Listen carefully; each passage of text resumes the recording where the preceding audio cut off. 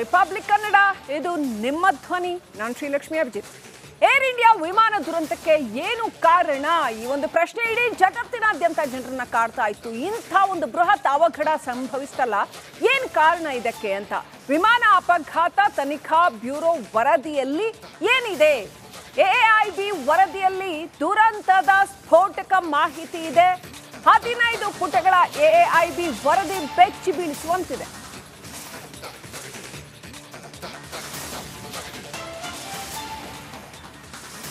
ಏನಾಯ್ತು ಹಾಗಾದ್ರೆ? ಇಷ್ಟು ದೊಡ್ಡ ಬೃಹತ್ ಅವಘಡ ಸಂಭವಿಸೋದಕ್ಕೆ ಕಾರಣ ಏನು? ಈ ಪ್ರಶ್ನೆ ಸಾಕಷ್ಟು ಜನರನ್ನ ಕಾಡ್ತಾ ಇತ್ತು. ಇದೀಗ ಎಐಬಿ ರಿಪೋರ್ಟ್ ಬಂದಿದೆ. 15 ಪುಟಗಳ ವರದಿಯಲ್ಲಿ ಯಾವೆಲ್ಲ ಅಂಶಗಳಿವೆ?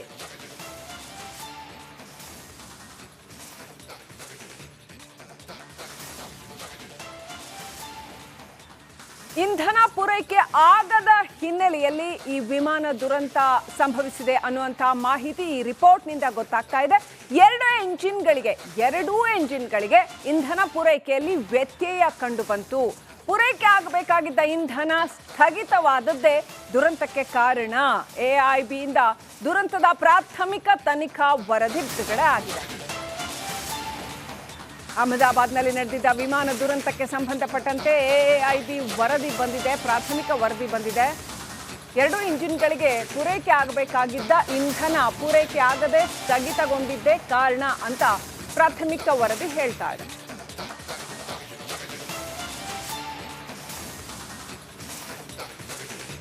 ಈ ಬಗ್ಗೆ ಇನ್ನಷ್ಟು ಮಾಹಿತಿಯನ್ನ ಪಡ್ಕೊಳ್ಳೋಣ. ನಮ್ಮ ಜೊತೆ ನಿವೃತ್ತ ವಿಂಗ್ ಕಮಾಂಡರ್ ಸುದರ್ಶನ್ ಅವರಿದ್ದಾರೆ. ಸರ್ ನಮಸ್ಕಾರ. ಈ ಅಹಮದಾಬಾದ್ ವಿಮಾನ ದುರಂತದ ವಿಚಾರಕ್ಕೆ ಸಂಬಂಧಪಟ್ಟಂತೆ ಈಗ ಎಐಬಿ ರಿಪೋರ್ಟ್ ಬಂದಿದೆ. ಡೆಫಿನೆಟ್ಲಿ ನಿಮಗೂ ಖಂಡಿತ ಈ ರಿಪೋರ್ಟ್ ಸಿಕ್ಕಿರುತ್ತೆ, ಈ ಮಾಹಿತಿ ಸಿಕ್ಕಿರುತ್ತೆ. ಸೊ ಏನು ಹೇಳ್ತೀರಾ ಇದನ್ನ ನೋಡಿ? ಎಲ್ರಿಗೂ ಕುತೂಹಲ ಇತ್ತು, ಕಾರಣ ಏನು ಅಂತ. ಎರಡೂ ಎಂಜಿನ್ಗಳಿಗೆ ಈ ರೀತಿ ಇಂಧನ ಸ್ಥಗಿತಗೊಂಡಿದೆ ಪೂರೈಕೆ ಅಂತಂದ್ರೆ what does it mean by? ಹೇಳಬಹುದಾ? ನಮಸ್ಕಾರ ಶ್ರೀಲಕ್ಷ್ಮಿ ಅವರೇ. ನೋಡಿ, ಈಗ ಬಂದಿರೋದು ಪ್ರಿಲಿಮಿನರಿ ರಿಪೋರ್ಟ್ ಅಂತ ಹೇಳಿ, ಇದು ಅಂತಿಮ ವರದಿ ಅಲ್ಲ. ಯಾಕಂದ್ರೆ ಈ ಅಪಘಾತ ಜೂನ್ 12ರಂದು ಏನು ಅಪಘಾತ ನಡೀತು, ಅಪಘಾತ ನಡೆದ ಕೂಡಲೇ ನಾಗರಿಕ ವಿಮಾನ ಮಂತ್ರಾಲಯದಿಂದ ಒಂದು ಆದೇಶ ಬಂತು. ಈ ಎಲ್ಲ ಟೀಮ್ಗಳಿಗೆ, ಇದೇನು ತನಿಖೆ ನಡೆಸಿರೋ ಟೀಮ್ಗಳಿಗೆ, ನೀವು 3 ತಿಂಗಳೊಳಗಾಗಿ ಒಂದು ಪ್ರಿಲಿಮಿನರಿ ರಿಪೋರ್ಟ್ ಅನ್ನ ಫೈಲ್ ಮಾಡಿ ಅಂತೇಳಿ. ಇದು ಅಂತಿಮ ವರದಿ ಅಲ್ಲ. ಅಂತಿಮ ವರದಿ ಬರೋಕೆ ಇನ್ನು ಹಲವಾರು ತಿಂಗಳುಗಳು ಬೇಕಾಗುತ್ತೆ. ಅಫ್ಕೋರ್ಸ್ ಈ ಒಂದು ಫ್ಲೈಟ್ ಇದು ಎಷ್ಟು ಒಂದು 40ರಿಂದ 50 ಸೆಕೆಂಡ್ಗಳಷ್ಟೇ, ಹಬ್ಬಬ್ಬ ಅಂದ್ರೆ ಒಂದು 90 ಸೆಕೆಂಡ್ ಪೂರ್ತಿ ಇದರ ಒಂದು ಅಪಘಾತ ನಡೆದ ಅವಧಿ ಏನಿದೆ. ಇದರಲ್ಲಿ ಬಂದಿರೋದು ನೀವೇ ಹೇಳ್ದಾಗೆ ಇಂಧನ ಕಟ್ ಆಫ್ ಆಗಿದೆ ಅಂತ. ಈಗ ನೋಡಿ, ನಾವು ಎಂಜಿನ್ ಸ್ಟಾರ್ಟ್ ಮಾಡಿದಾಗ ವಿಮಾನದಲ್ಲಿ ಒಂದು ಸ್ವಿಚ್ ಇರುತ್ತೆ, ಸ್ಟಾರ್ಟರ್ ಸ್ವಿಚ್ ಅಂತ ಕರಿತೀವಿ. ಅದನ್ನ ಆಕ್ಚುಲಿ ಲಿಫ್ಟ್ ಮಾಡಬೇಕು, 2 ಬೆರಳಿಂದ ಲಿಫ್ಟ್ ಮಾಡಿಬಿಟ್ಟು ಮುಂದೆ ಹಾಕಿದ್ರೆ ಅದು ರನ್ ಪೊಸಿಷನ್ ಅಂತ. ರನ್ ಪೊಸಿಷನ್ ಅಂದ್ರೆ ಹಲವಾರು ಈ ಒಂದು ಸ್ವಿಚ್ಗೆ ಸುಮಾರು 16 ಸಿಸ್ಟಮ್ಗಳು ಕನೆಕ್ಟ್ ಆಗಿರ್ತವೆ. ಅಂದ್ರೆ ಇಂಧನ ಬರುತ್ತೆ, ಕಂಬಷನ್ ಶುರು ಆಗುತ್ತೆ, ಹೊರಗಿನಿಂದ ಗಾಳಿ ಒಳಗೆ ಎಳ್ಕೊಳ್ಳುತ್ತೆ, ಆಮೇಲೆ ಎಲೆಕ್ಟ್ರಿಕ್ ಸಪ್ಲೈ ಎಂಜಿನ್ಗಳಿಗೆ ಸಿಗುತ್ತೆ. ಆಮೇಲೆ ಎಂಜಿನ್ಗಳು ಸುತ್ತ ಒಂದು ಸೆಲ್ಫ್ ಸಸ್ಟೈನಿಂಗ್ RPM ಸ್ಟೇಜ್ಗೆ ಹೋದ್ಮೇಲೆ ಅಲ್ಲಿ ಸ್ಟಾರ್ಟಿಂಗ್ ಸೈಕಲ್ ಮುಗೀತು. ಇದರ ರಿವರ್ಸ್ ನಾವು ಇಂಜಿನ್ ಸ್ವಿಚ್ ಆಫ್ ಮಾಡುವಾಗ, ಅಂದ್ರೆ ಲ್ಯಾಂಡ್ ಆದ್ಮೇಲೆ ನಮ್ಮ ಪಾರ್ಕಿಂಗ್ ಲಾಟಿಗೆ ಬಂದು ಎಲ್ಲ ಕ್ಲಿಯರೆನ್ಸ್ ಎಲ್ಲ ಸಿಕ್ಕ ಮೇಲೆ, ಹಿಂದ್ಗಡೆ ಕ್ಯಾಬಿನ್ ಇಂದ ಕ್ಲಿಯರೆನ್ಸ್ ಸಿಕ್ಕ ಮೇಲೆ ನಾವು ಇಂಜಿನ್ ಇದೇ ತರ 2 ಬೆರಳುಗಳ ನಡುವೆ ಅದನ್ನ ಟಾಗಲ್ ಸ್ವಿಚ್ ಅಂತ ಏನಿರುತ್ತೆ ಅದನ್ನ ಎತ್ತಿಬಿಟ್ಟು ಹಿಂದಕ್ಕೆ ತರ್ತೀವಿ. That is cut off. So 2 position, one run position, other is cut off position. ಇದು ಪೈಲಟ್ಗಳು ಮಾಡೋದು ಪ್ರಕ್ರಿಯೆ. ಸೊ ಈಗ ಆಕ್ಸಿಡೆಂಟ್ ಆದಾಗ ಈ ಪೈಲಟ್ಗಳು ಎರಡೂ ಇವನ್ನ ಟಾಗಲ್ ಸ್ವಿಚ್ಗಳನ್ನ ಎತ್ತುಬಿಟ್ಟು ಹಿಂದಕ್ಕೆ ತಂದ್ರ ಮ್ಯಾಡ್ನೆಸ್. ಆ ತರ ಮಾಡಕ್ ಸಾಧ್ಯನೇ ಇಲ್ಲ. ಆದ್ರೆ ಏನೋ ಒಂದು ನಡೆದಿದೆ ನೋಡಿ.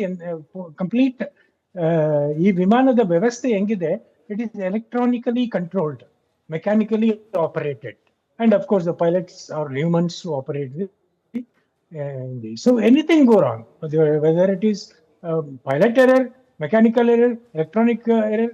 ಈಗ 2018 ಅಲ್ಲಿ ಇದೇ ಒಂದು ಆ, ತರಹದ ಅಪಘಾತ ನಡೆದಾಗ ಇದರ ಇನ್ವೆಸ್ಟಿಗೇಷನ್ ಅಲ್ಲಿ ಎಲೆಕ್ಟ್ರಾನಿಕಲಿ ದಿ ಸ್ವಿಚರ್ಸ್ ವರ್ ಪುಲ್ಡ್ ಬ್ಯಾಕ್. ಅಂದ್ರೆ ಅವು ಇದ್ದ ಪೊಸಿಷನ್ ಅಲ್ಲೇ ಇದಾವೆ, ಬಟ್ ಎಲೆಕ್ಟ್ರಾನಿಕಲಿ ಅವು ಫ್ಯೂಲ್ ನ ಕಟ್ ಆಫ್ ಮಾಡಿಬಿಟ್ಟಿದ್ದಾವೆ ಅಂತ ಹೇಳಿ ಎಲ್ಲಾ ವಿಮಾನಗಳನ್ನು ನೀವು ಬೋಯಿಂಗಿಗೆ ಆದೇಶ ಕೊಟ್ಟಿದ್ದೇನೆಂದ್ರೆ, federal aviation authority of America ಎಲ್ಲಾ ವಿಮಾನಗಳನ್ನ ಪರಿಶೀಲಿಸಿ ಅಂತ. ಏರ್ ಇಂಡಿಯಾ ಮಾಡಿರ್ಲಿಲ್ಲ, ಅದು ರೆಕಾರ್ಡ್ ಅಲ್ಲಿ ಗೊತ್ತಾಗಿದೆ. ಸೊ ಹೀಗೂ ಆಗಿರ್ಬೋದು ಅಂತ ಒಂದು ಅನುಮಾನ. ಸೊ ಈ ವರದಿಯಿಂದ ಬರೀ ಅನುಮಾನ ಪಡಬೇಕೇ ಹೊರತು ಯಾರ ತಲೆ ಮೇಲೂ ಗೂಬೆ ಕೂರಿಸೋಕೆ ಹೋಗ್ಬಾರ್ದು. ಪೈಲಟ್ಗಳ ಎರರ್ ಆಗಿದೆ. ನೋಡಿ, ಏರೋಡೈನಮಿಕಲಿ ಒಂದು ವಿಮಾನ ಹೇಗೆ ಆಕಾಶದಲ್ಲಿ ಹಾರುತ್ತೆ ಅಂದ್ರೆ, lift and thrust will keep it in the balanced position and keep moving forward in the air. Weight and drag will pull the aircraft down. So ಇದನ್ನ ಈ ವೇಟ್ ಮತ್ತೆ ಡ್ರ್ಯಾಗ್ ಕೌಂಟರ್ ಮಾಡೋಕೆ ಥ್ರಸ್ಟ್ ಅಂಡ್ ಲಿಫ್ಟ್ ಬೇಕು. ಈ ಅಪಘಾತದಲ್ಲಿ ಮೊದಲು thrust ಹೋಯ್ತು, ಆಮೇಲೆ ಲಿಫ್ಟ್ ಹೋಯ್ತು. ಆಮೇಲೆ ಯಾವುದು ವಿಮಾನದ ಹೊಟ್ಟೆ ಒಳಗೆ ಹೋಗ್ಬೇಕಾಗಿತ್ತು to increase the rate of climb, ಅದು ಹೋಗಿರ್ಲಿಲ್ಲ. ಅಂದ್ರೆ ವೀಲ್ಸ್, ಅಂಡರ್ ಕ್ಯಾರೇಜ್ ಅಂತ ಏನ್ ಕಳಿತೀವಲ್ಲ, ಅದು ವೀಲ್ಸ್ ಇನ್ನೂ ಹೊರಗಡೆ ಇದೆ.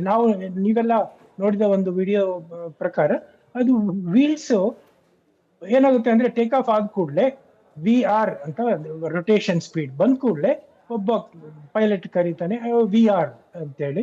ಅವಾಗ ಇನ್ನೊಬ್ಬ the pilot who's flying will pull the aircraft handle control and it will get airborne. 50 ಅಡಿ 60 ಅಡಿ ಹೋದ ಕೂಡಲೇ ಪೈಲಟ್ ಮಾನಿಟರಿಂಗ್ ಏನಿರ್ತಾನೆ ಅವನ ದೃಷ್ಟಿ ಒಳಗಡೆ ಇರುತ್ತೆ, ಪೈಲಟ್ ಫ್ಲೈಯಿಂಗ್ ದೃಷ್ಟಿ ಹೊರಗಡೆ ಇರುತ್ತೆ. To look out for birds and other activities. Ahmedabad infamous for bird activity. So ಹಾಗಾಗಿ ಪೈಲಟ್ ಫ್ಲೈಯಿಂಗ್ ಇದರಲ್ಲಿ ನೋಡಿ, ಯಾವಾಗ್ಲೂ ಕ್ಯಾಪ್ಟನ್ನೇ ಫ್ಲೈ ಮಾಡ್ತಾನೆ ಅಂತ ಏನಿರಲ್ಲ. Captain will be sitting on the left seat, co-pilot will be sitting on the right seat. ಈ ಒಂದು flight co-pilot was flying. Co-pilot from the right seat was flying. He was doing the takeoff. He has done the takeoff and the pilot monitoring. ಇವರು captain ಏನಿದ್ದಾರೆ, he is now become pilot monitoring. So ಅವ್ರ ದೃಷ್ಟಿ ಒಳಗಡೆ ಇರುತ್ತೆ, pilot flying ದೃಷ್ಟಿ ಹೊರಗಡೆ ಇರುತ್ತೆ. So ಇವರು 50 ಅಡಿ 60 ಅಡಿ ಬಂದ ಕೂಡಲೇ ಪಾಸಿಟಿವ್ ರೇಟ್ ಆಫ್ ಕ್ಲೈಂಬ್ ಅಂತ ಒಂದು ಕಾಲ್ ಮಾಡ್ತಾರೆ. ಅವಾಗ ಅಂಡರ್ ಕ್ಯಾರೇಜ್ ಅಪ್ ಅಂತ ಪೈಲಟ್ ಫ್ಲೈಯಿಂಗ್ ಆದೇಶ ಮಾಡ್ತಾರೆ. ಅವಾಗ ಅಂಡರ್ ಕ್ಯಾರೇಜ್ ಅಪ್ ಆಗುತ್ತೆ. ಇದು ಅಂಡರ್ ಕ್ಯಾರೇಜ್ ಅಪ್ 60 ಅಡಿ ಇದ್ದಾಗಲೇ ಹೋಗ್ಬೇಕಾಗಿತ್ತು. ನಾವು ವಿಡಿಯೋ ನೋಡಿದ ಪ್ರಕಾರ ಸುಮಾರು 300-400 ಅಡಿ ಎತ್ತರ ಹೋದ್ರೂ ಆ ಅಂಡರ್ ಕ್ಯಾರೇಜ್ ಕೆಳಗೆ ಇದೆ. ಅಂದ್ರೆ something has happened to distract them, ಅಥವಾ there is some malfunction. So ಆಮೇಲೆ ಇನ್ನೊಂದು ಯಾವುದು ಹೊರಗೆ ಬರಬಾರದಾಗಿತ್ತು ಅದು ಬಂದ್ಬಿಟ್ಟಿದೆ, ರಾಮೇರ್ ಟರ್ಬೈನ್ ಅಂತೇಳಿ. That will give the emergency electric supply to the systems. So ಈ ಅಂಡರ್ ಕ್ಯಾರೇಜ್ಗಳಾಗಿದೆ, ರಾಮೇರು ಹೊರಗೆ ಬಂದಿದೆ ಅಂದ್ಮೇಲೆ the weight and drag is increase, that is brought the aircraft. Okay, ಬಹಳ ಅಪರೂಪದ ಮಾಹಿತಿಯನ್ನ, ಅತ್ಯಂತ ಮೌಲಿಕ ಮಾಹಿತಿಯನ್ನ ಈ ಏರ್ಕ್ರಾಫ್ಟ್ ತಂತ್ರಜ್ಞಾನದ ಬಗ್ಗೆ ನಮಗೆ ಕೊಟ್ಟಿದ್ದೀರಾ ಸುದರ್ಶನ್ ಅವರೇ. ಧನ್ಯವಾದಗಳು ರಿಪಬ್ಲಿಕ್ ಕನ್ನಡದೊಂದಿಗೆ ಮಾತನಾಡಿದ್ದಕ್ಕೆ.